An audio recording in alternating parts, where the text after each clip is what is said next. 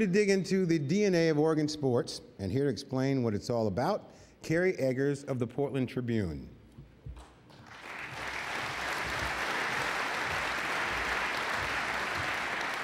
Thank you, Ahmad. I'm here to present the DNA Award, which is formerly known as the Merit Award.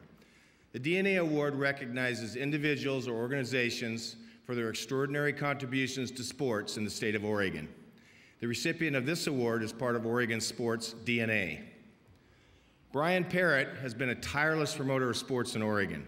Since the late 1970s, he has brought a variety of terrific sporting events we would never experience without him. Let's take a look.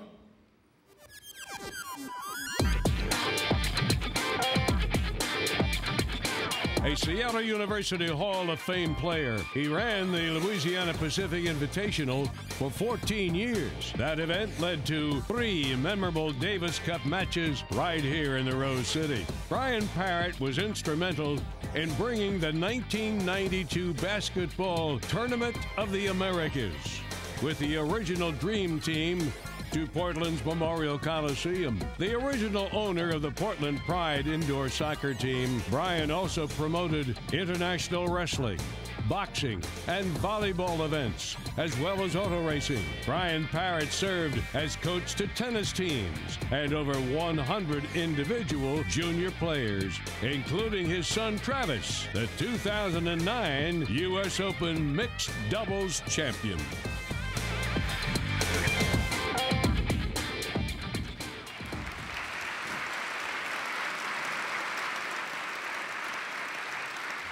I've worked with Brian and known Brian for more than 30 years. There's nobody more deserving.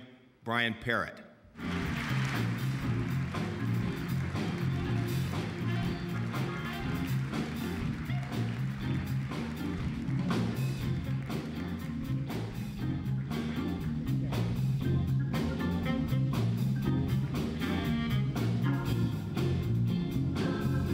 Ahmad, that ball's for you, that tennis ball, because I want to get another piece of you.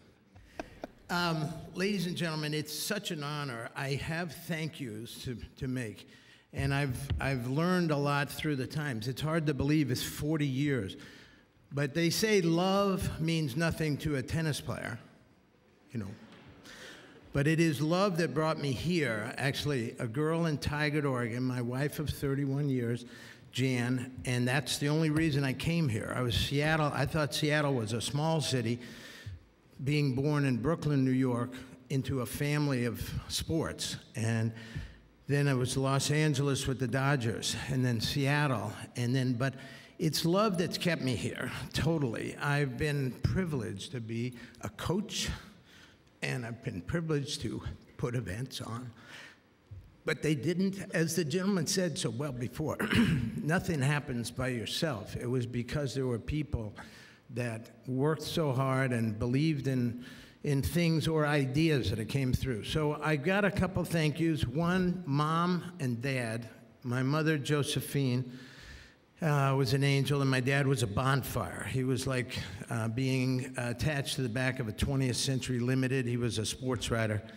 And then there is Jan, and then there is my Grand Slam. Christopher's Wimbledon, Jeremy's the French, Michael's the Australian, and Travis, you saw his picture, is the US Open. So that's a Grand Slam as far as I'm concerned.